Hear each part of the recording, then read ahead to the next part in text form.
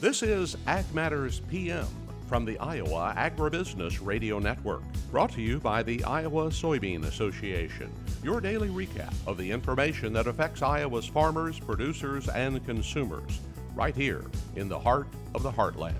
With reports from our award-winning broadcast team of Dustin Hoffman, Riley Smith, and Mark Magnuson. Now, from the IARN studios in Des Moines, here's Dustin Hoffman. Good day, everyone, and welcome to Ag Matters PM from the Iowa Agribusiness Radio Network. I'm Dustin Hoffman. Today is Friday, August the 25th, 2023, less than a week to go until the end of the month. Coming up, we're going to hear from the U.S. Meat Export Federation. They just had a seminar in Nebraska helping train some more Latin American customers to talk about what's going on in our meat industry. We also take a look at a little bit cooler ag weather outlook, but first, let's run down those markets. It's time now for the Ag Matters PM Closing Market Summary, your source for market analysis and settlement prices from the day's trade in Chicago, courtesy of the folks at agmarket.net. We're at the end of another trading day, and it's time to talk with Curt Kimmel of agmarket.net. You know, heading into this weekend, what did we see the markets doing on Friday? Well, the market's hanging in there fairly well. When you look at the news we had this week, pro-farmer crop tour take place, highly variables, the bottom line. It's kind of amazing when you look at Iowa and Illinois, what the USDA thinks and what the pro-farmer scouts reported back. It's nice to have those visual observations, but I think that not seeing big record yields across the whole entire Midwest is a supportive feature. But weather is extremely dry here for the next 2 weeks. Here in central Illinois, we got a chance of some showers on Friday evening, and kind of a hit and miss variety, but we've seen quite a bit of deterioration this week, and I think we're going to see it as a nation. The corn and soybean crop come back, drop maybe 2 to 3% out of that good to excellent category.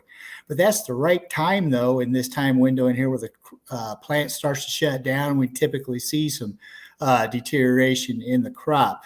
So I think we're adding some volatility into the market. If you've been watching Friday's price action throughout the day, you would notice, man, it's up, down, and man, I wish I would have sold it, and I wish I would have bought it, and it's quite volatile within the intraday, back and forth. Did sell 121,000 tons of soybeans to China, and we need to see those sales continue here so they can get those beans in position here to get them shipped. Most of those beans, or most of our exports, I think is going to go out of that Pacific Northwest. Reason being that Panama Canal, as you've been watching national news, is dry. There's a backlog there. So rail is going to start to have a premium here, and we're going to see some movement out there. But back to China, if you remember earlier, they were dry. Now here in the last month, they've been too wet, a lot of flooding in China. So I think there's some crop production concerns and some food security concerns in through here that will probably see them continue, hopefully, be forward buying in through here. Locally, we're still pretty green, but maybe here after Labor Day, we'll get something close up by Roanoke, Illinois. A guy did a hand sample there. It's 41%. Down where Matt Bennett's at, down at Windsor, Illinois, he thought maybe there'd be some corn that mid-20s right after Labor Day sometime. So this crop's moving along. As you all well know, there's some silage activity taking place in through here. So we're going to have some grain here shortly. For the most part, though, when you kind of step back and look at the big picture technically, corn came down here and visited some key support areas, kind of hell. Last week, we closed December corn at 493. As of right now, the corn market's at 488. They're kind of wanting to make sure this 480 level holds. And if you're a technician and follow the moving averages, this 493, 492, this is about when the 20-day moving average comes down. The chart is forming a wedge. We keep making, we're within a triangle pattern. What this means is we're probably due for some type of technical breakout here next week. Hopefully it's to the upside, of course, and see if we can't get something going here. Soybeans, last week they finished at 1353. We're at 1386. We've moved above this 1380 resistance level. So if we can stay above here, that's technically encouraging, maybe to going up and test those old highs up above $14. Wheat-wise, wheat just continues to try to build a base in through here. We went back to early summer lows, kind of held, looked pretty good until Friday here, and then all of a sudden, boom, back, we're down, to kind of revisiting lows and trying to build some type of base. Wheat's down about 20 cents for the week here, so it continues to struggle. It's a lot of spread activity, buying beans, selling corn, buying beans, selling wheat. Soybeans, this is kind of the hot topic right now. We're seeing a little export business.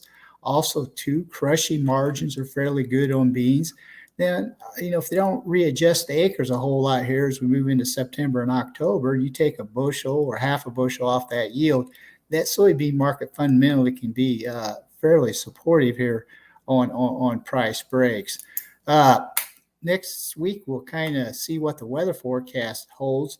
A lot of people say, oh, those August rains helped and crops made. Yeah, it did help, but man, we need moisture all through end of August, 1st of September to help finish the crop off. So a little bit of production concerns. We're not going to move sky high on hot, dry weather, but it warrants putting a little bit of weather premium back into it. All right. So what about the livestock side? How do we fare in those cattle and hog markets? Well, the livestock, held in there for the heat wave. I didn't hear a whole lot of issues for the most part, man. It's tough raising livestock. Got to keep them cool. I don't know if we're going to start seeing weight gains kind of hold in check in through here. As far as the fats go, we're down about $1.60 for the week. We just continue to trug sideways in through here. We're kind of in a position here where the demand side of the equation needs to stay fairly strong. We've got, cattle and feed here last week. It showed placements were down. So I think for the most part, we're going to continue to watch the tight inventory numbers, and the fat market's going to stay relatively strong in through here. Hog-wise, down about $2 for the week. Hogs just seem kind of topping, kind of struggling through here.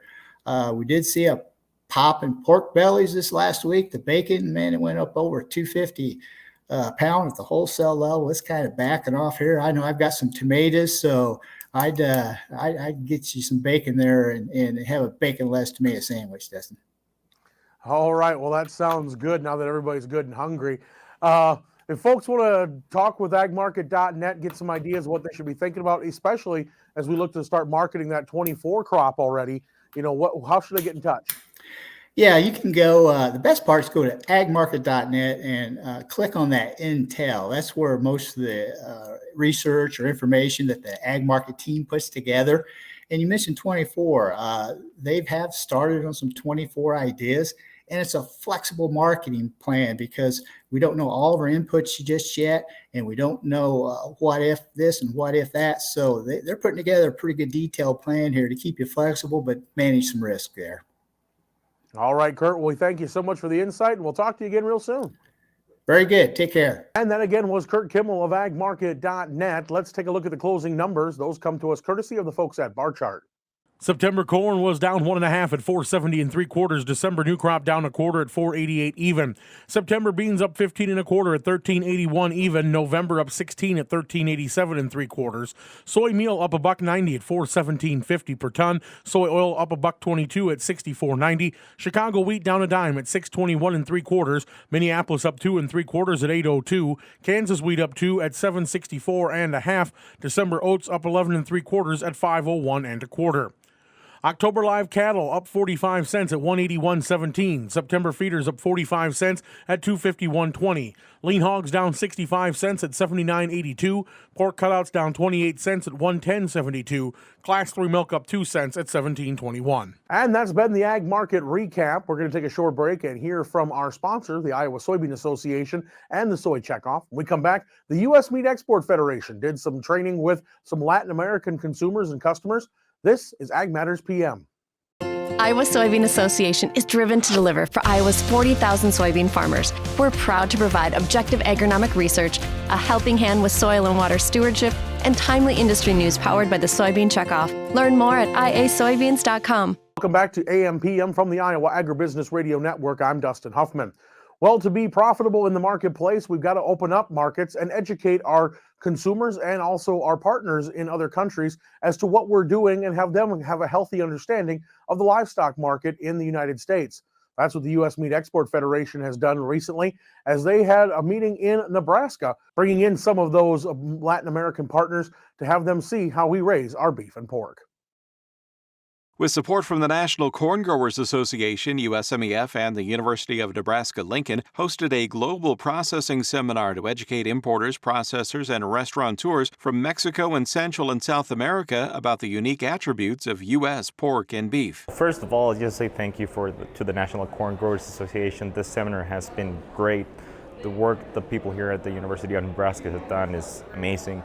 For him, actually, it was pretty interesting, just learning how to use the product, like the knuckle that we worked yesterday, the pork products that we showed, and just learning about the industry in general. Here at the University of Nebraska, they are very specialists on those fields. For example, all the packaging theory, all the trends in packaging, trends in flavor, the thermal processing of the meat, so many things that I find very useful for our processing, for our team regarding procurement. The idea of just bringing them here, work with the meat, work with people who know what they're doing and that love what they do, it's going to make a whole difference. They're going to understand the importance of having a great raw material, like if it is pork or is it U.S. beef. And that's one of the most important things that I want to show them over here. Just hands-on, go crazy on it, have fun. You're going to have people that are going to be inspired by a good product. I love how excited they are about getting involved in the projects in the meat lab. So I love, and they love, the aspect of hands-on work with actual meat, with some of the equipment like tumblers and injectors, to really work together creatively outside of their typical processing facilities and just get to try new things. The seminar was also a great experience for University of Nebraska faculty and staff. Not only do we have some processing specialties, but we have faculty and staff and students that have focused on ingredients and value-added processing, food safety, packaging, how those products are handled from start to finish. When I think about partners that we have in the industry, USMEF would be one of those, because it's a way to bring all of our commodity groups together. And as an organization, USMEF has those contacts in all these countries because you have the partnerships and the staff that are in those areas working with those people on a daily basis. And we don't have those daily connections. And so it's a great way to build that partnership. After the seminar, retail visits offered insights on merchandising of U.S. red meat. While they were able to learn about how to work with the cuts at the processing seminar, the real key is how do we actually merchandise it and use these products in our everyday operations. And so these retail stops, first we went to Fairway, where it really is more of a boutique style shop that some of these countries are seeing. And they're able to see some new products that they can kind of play around with as well for ideas. And again, how we merchandise just general cuts that maybe they don't work with often. And then now we're at Hy-Vee, so they get to see a larger chain store where they kind of get the same idea of how to merchandise and do things, but just in a totally different way, since it's a different type of operation. When we go abroad to these sort of seminars, we are always seeking for new products, final products, packaging trends, different product trends. The visit concluded with a first-hand look at U.S. red meat production at Champion Feeders near Meade, Nebraska, and the Holstone Farms pork plant near Fremont. The U.S. has an awesome production system where we are grain-fed, and the feedlot system is just not something we see in other countries. So we're going to tour a pork plant this afternoon as well, and these attendees are really going to get a first-hand look at how we actually process our pork products and what steps go into it to actually get to the end user. For more about the U.S. Meat Export Federation and our work around the world, please visit usmef.org. And thanks again to the U.S. Meat Export Federation for sharing that video with us. Let's go ahead and take a look at the Ag Weather Outlook.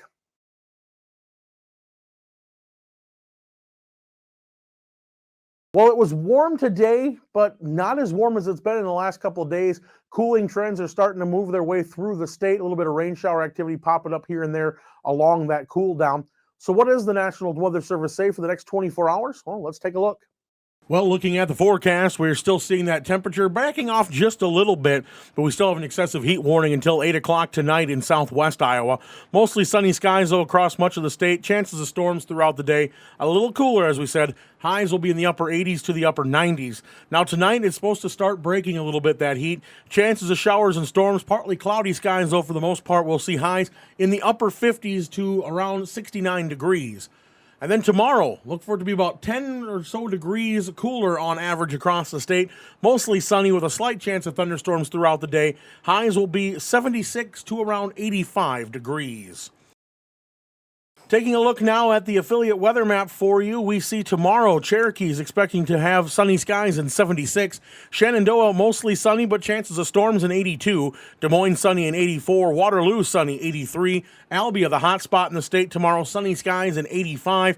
Clinton, sunny skies and 82 degrees. For more detailed forecasts in your area, tune to your local Iowa Agribusiness Radio Network affiliate. And that's been the Ag Weather Outlook. With that, we're at the end of today's show. You can find all our content online at iowaagnet.com. You can also follow us on Facebook, Twitter, LinkedIn, and on our YouTube channel. While you're there, make sure you subscribe and hit the bell icon so you're notified each time we put out a new movie program. Also, don't forget about our free market podcasts. Those come to you on Amazon, Apple, Spotify, Google, and Podbean. From the IARN studios in Des Moines, I'm Dustin Huffman. For Mark Magnuson and Riley Smith and Andy Peterson, we thank you for watching. This has been Ag Matters PM.